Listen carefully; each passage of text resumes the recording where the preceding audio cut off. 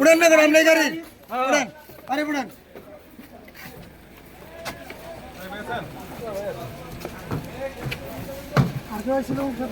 তো অবশেষে কথিত যে সাংবাদিক রয়েছে তাকে অবশেষে আশুলিয়া থানার যে জিপ রয়েছে সেই জিপে তাকে তোলা হলো।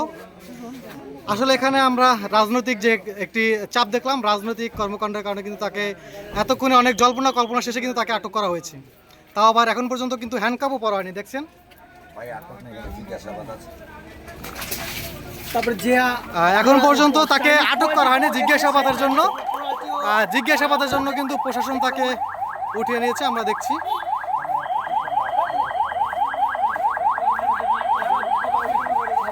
আসামিকে হ্যান্ডকাপ ছাড়াই